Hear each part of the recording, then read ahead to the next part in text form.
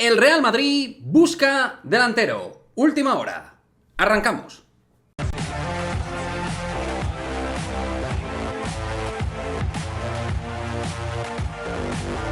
¿Qué pasa, chicos? Muy buenas, bienvenidos a otro nuevo vídeo de Madridismo al Día TV. Vámonos con la última hora actualidad del Real Madrid, porque lógicamente en el canal vamos a estar atentos al Mundial, pero por supuesto el focus puesto en todo lo que tiene que ver con nuestro equipo. Y como siempre, en este tipo de cuestiones vamos a ir con un vídeo que se divide en dos partes muy diferenciadas.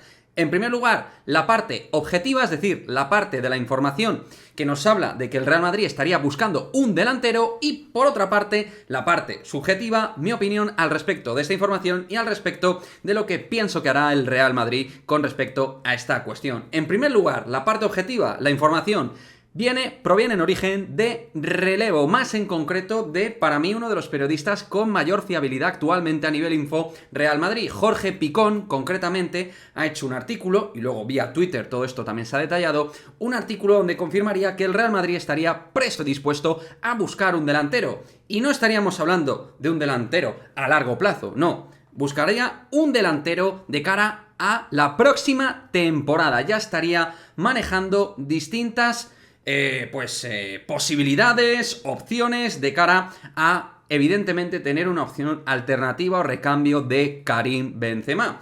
Y ahí aparece un nombre propio, el nombre del cual ya hemos hablado mucho aquí, de Christopher Nkunku, el cual también el propio Jorge Picón explica que el Real Madrid se habría interesado por el internacional francés, jugador del Leipzig, pero que también confirmaría que el Chelsea tendría muy avanzada esta operación de cara a la próxima temporada, lo cual complicaría que el Real Madrid se pueda hacer con los servicios de Christopher Nkunku. También en esta información se confirmaría que el Real Madrid está ya haciendo maniobras importantes para fichar en 2024 a Endrick, algo que también ya hemos ido comentando por otros periodistas, informaciones que han traído que van en esa línea de que el Real Madrid se haría con los servicios de Endrick de cara a cuando sea mayor de edad, que sería en 2024. Pero aquí lo importante, al margen de la información, yendo ahora con la parte subjetiva, mi opinión es que el Real Madrid tiene que hacer lo que tiene que hacer: meter la pasta e invertir en el puesto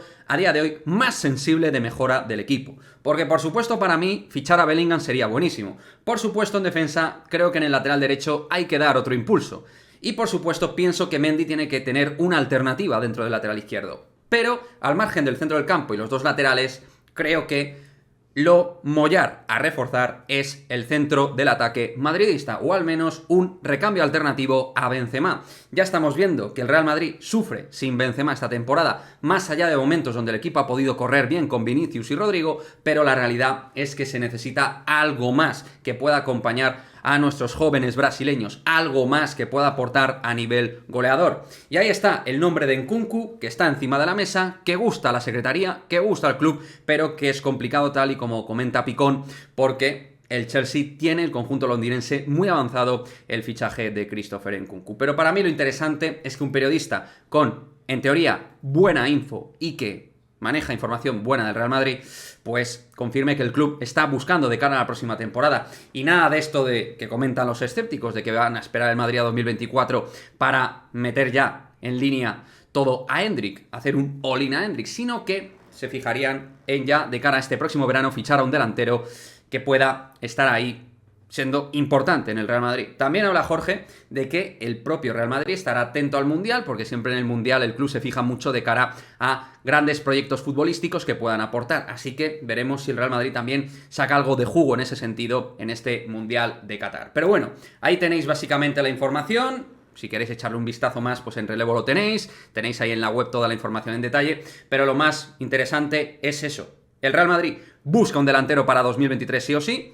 2. Christopher Nkunku gusta mucho pero es complicado. Y 3. Endrick sigue estando dentro de la maniobra futura en el eje de ataque del Real Madrid. Pero lo de Endrick y el 2023 van en líneas absolutamente separadas y una operación no tendría nada que ver con la otra. Me gustaría vuestra opinión, cómo no, al respecto de cómo veis el futuro del Real Madrid en el aspecto del 9, del delantero, de los atacantes, lo que queráis, me lo dejáis aquí, como siempre en el cajón de comentarios, y nos vemos en el próximo vídeo.